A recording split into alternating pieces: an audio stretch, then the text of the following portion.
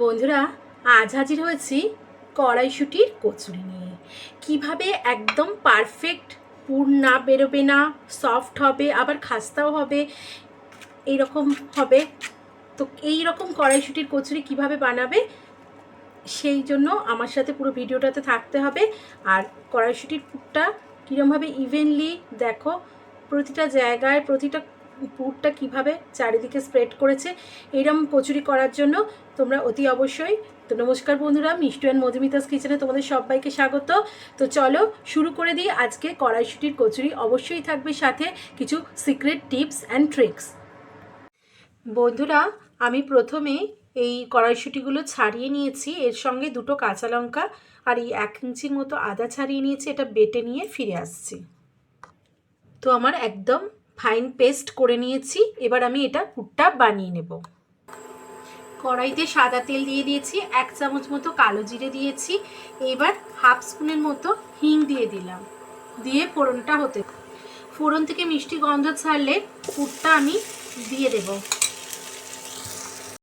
এর মধ্যে অল্প হলুদ গুঁড়ো, পরিমাণ মতো নুন, অল্প কাশ্মীরি লঙ্কা গুঁড়ো, অল্প চিনি 1 চামচের মতো দিয়ে পুরটা ভালো করে নেড়ে নেড়ে ভেজে নেব।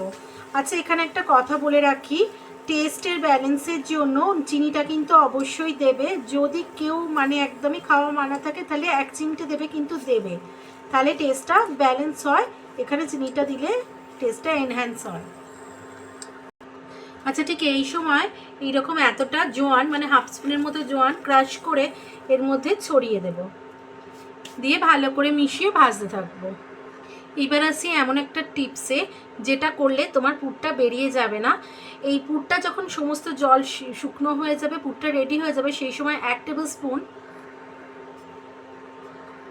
আর এই 2 টেবিল স্পুন, এই 2 টেবিল স্পুন ছাতু ভালো করে পুরের মধ্যে মিশিয়ে নেব। যার বাড়িতে ধরো ছাতু তোমাদের নাও থাকতে পারে, তখন বেসন শুকনো খোলায় একটু হালকা আঁচে মিষ্টি গন্ধ আসা পর্যন্ত নেড়ে শুকিয়ে ঠান্ডা করে নেবে।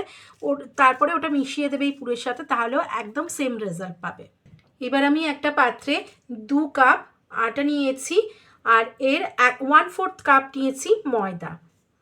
ময়দাটা যারা পছন্দ করবে না বাদ দিতে পারে। এইবার 2 টেবিল স্পুন সুজি নিয়েছি, 1 স্পুন চিনি আর পরিমাণ মতো নুন নিয়ে আমরা খুব ভালো করে এটা মিশিয়ে নেব। শুকনো উপকরণগুলো মিশিয়ে নেওয়ার পর 2 টেবিল স্পুন মতো তেল দিয়ে দেব, আর দিয়ে খুব ভালো করে এরকম কচলে কচলে পুরো আটার মধ্যে যাতে ময়ানটা ছড়িয়ে যায় সেটা দিয়ে নেব।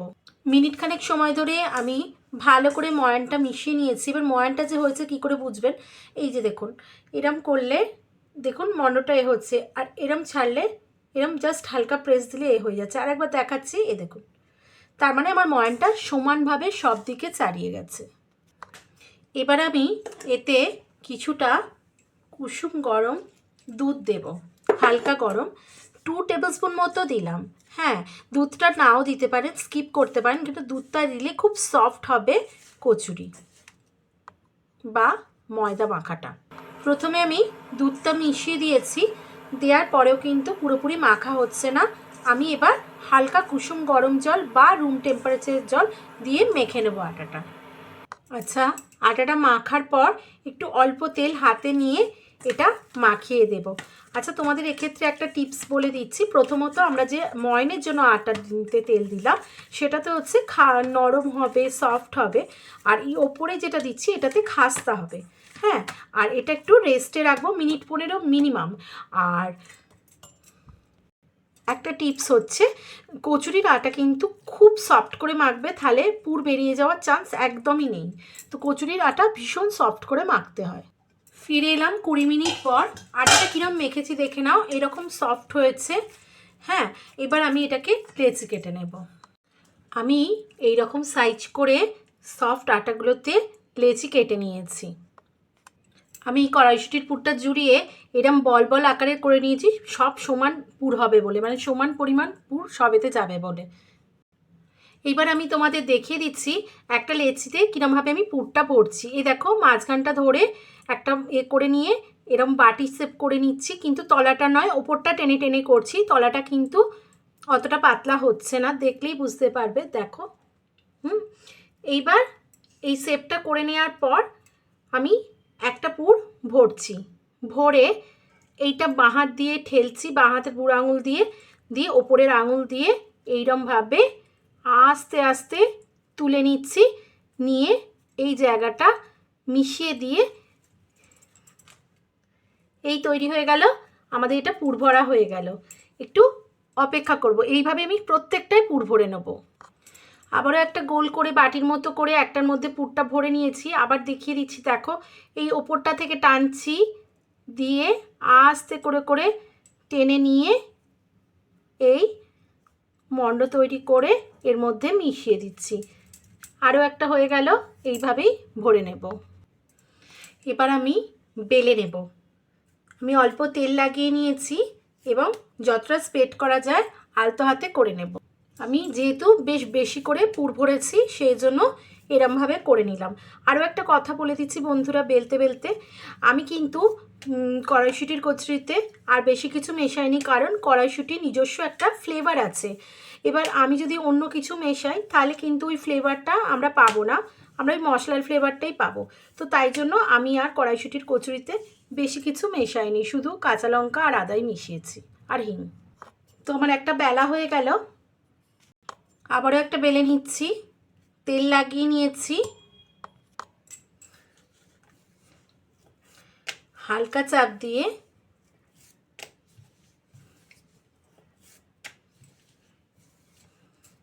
বেলে নেব। আবারও একটা বেলা হয়ে গেল।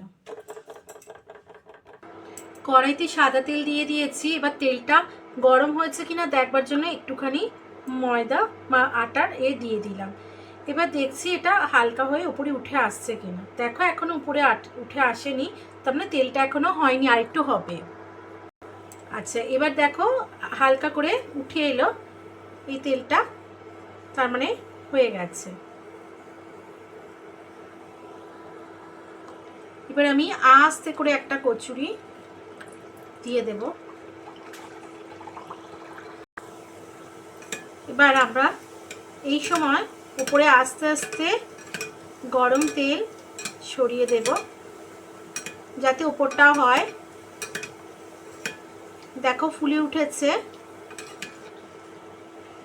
আস্তে করে উল্টে দেব, ওপিটটাও করে নেব। আমার একটা কচুরি হয়ে গেল, তো আমি এটা তেল থেকে ছেঁকে নেব। আবারও একটা কচুরি দিয়ে দিচ্ছি।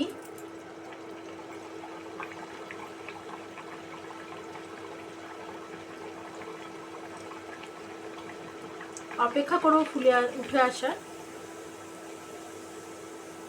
যেই মুহূর্তে উঠে আসবে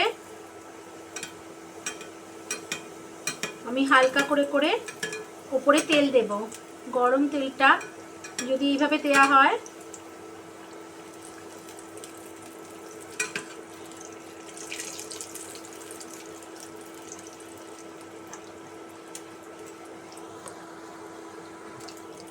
এইভাবে, আমাদের আরও একটা টইটুম্বুর ফুলের কচুরি রেডি, কড়াইশুঁটি আরও একটা রেডি।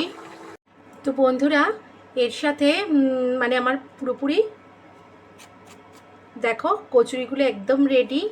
এই কচুরিগুলোর সাথে খাওয়ার জন্য আমি একটা নিরামিষ কাশ্মীরি আলুর দম করে দেখাবো, কিন্তু সেটা এই পার্টে নয়, পরের দিন তোমরা দেখতে পাবে এই কচুরির সাথে যে তৈরি করা কাশ্মীরি আলুর দম। তো কেমন লাগলো বন্ধুরা? আচ্ছা, যদি ভালো লাগে অতি অবশ্যই লাইক শেয়ার কমেন্ট করো। আবার হাজির হয়ে যাবো নতুন কোনো রেসিপি নিয়ে। ততক্ষণের জন্য তোমরা ভালো থেকো, সুস্থ থেকো।